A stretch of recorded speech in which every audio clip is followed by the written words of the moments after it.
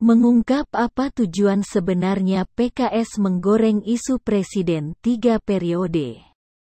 Ditulis oleh Ferry Patli di sewot.com. Sudah berkali-kali Jokowi mengatakan penolakannya untuk dijadikan Presiden 3 periode.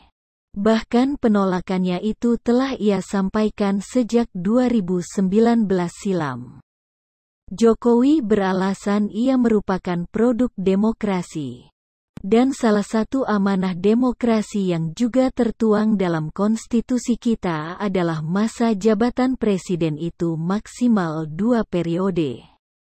Sehingga kalau ia jadi presiden 3 periode, jelas itu merupakan suatu kemunduran dalam berdemokrasi serta melanggar konstitusi, UUD 1945.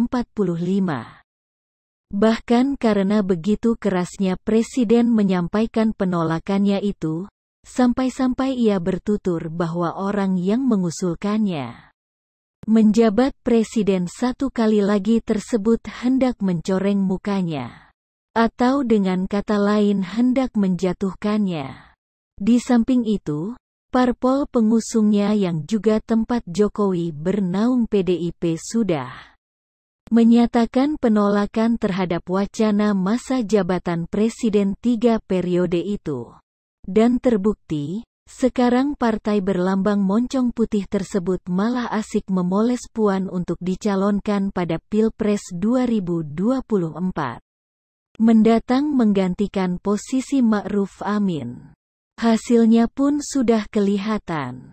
Iklan teh botol Sosro kembali menggema.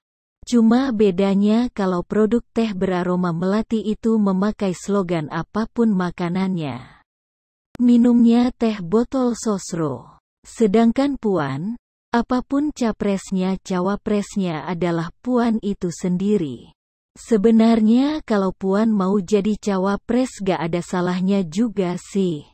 Karena tidak ada aturan yang dilanggar.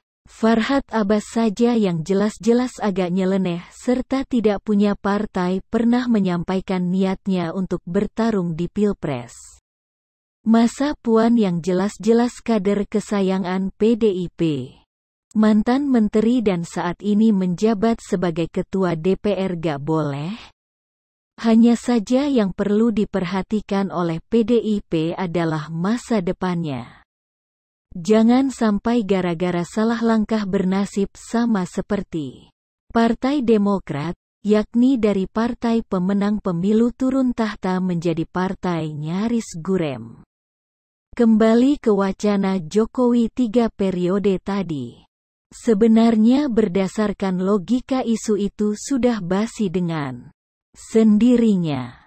Karena objek yang dibicarakan sudah menolak kok. Jadi apa yang perlu dipermasalahkan lagi? Ini ibarat sekelompok kadrun demo menuntut agar Ahok dipenjarakan. Dan tuntutan mereka tersebut terwujud. Seharusnya secara otomatis pendemo itu bubar dong. Karena aspirasi yang disampaikan sudah didengarkan dan dikerjakan secara tuntas. Tapi lagi-lagi yang namanya persoalan politik gak ada habisnya.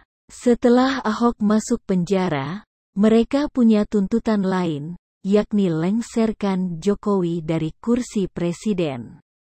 Mungkin mereka baru akan berhenti menuntut kalau si Habib palsu Novel Bamukmin yang jadi presiden. Tapi sungguh itu mustahil terjadi. Begitupun dengan isu Jokowi presiden 3 periode ini. Sudah jelas-jelas apa yang mereka khawatirkan terjawab.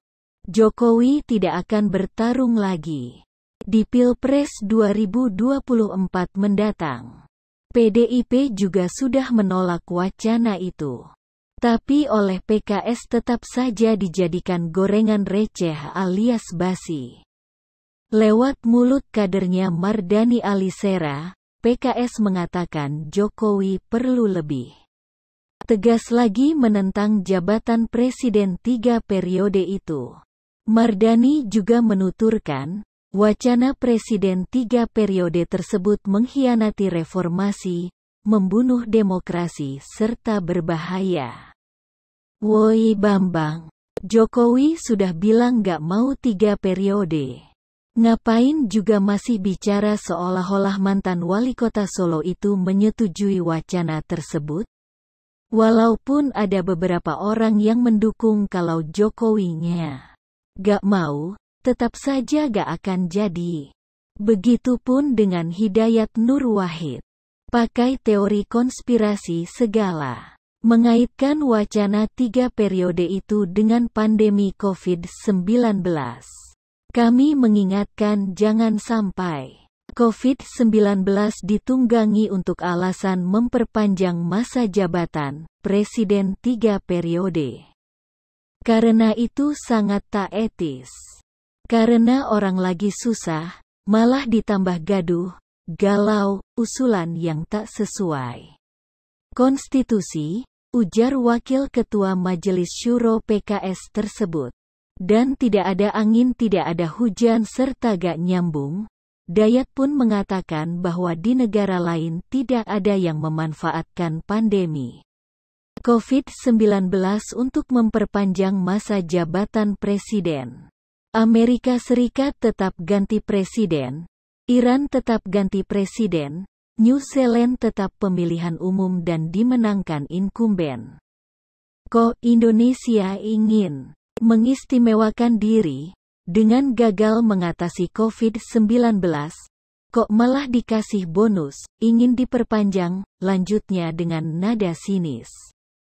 Dan dengan pongahnya Dayat mengatakan PKS dengan tegas menolak wacana perpanjangan masa jabatan Presiden 3 periode itu karena PKS hadir berkat reformasi.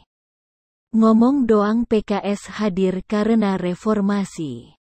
Namun ketika ASN dilarang berafiliasi dengan ex-ormas yang mengharamkan demokrasi HTI dan ex-ormas radikal FPI, malah gak setuju. Opo iki ya? Hehehe. Lalu, apa tujuan sebenarnya Dayat dan Mardani terus-terusan menggoreng isu masa jabatan Presiden 3 periode ini? Jawabannya tentu tidak lain tidak bukan untuk merusak citra Jokowi, dengan berusaha melekatkan label pada mantan wali kota Solo itu sebagai pengkhianat demokrasi, presiden otoriter serta rakus akan jabatan kekuasaan. Hasil akhirnya, persepsi masyarakat terhadap Presiden Jokowi berubah, dari senang atau kagum menjadi benci.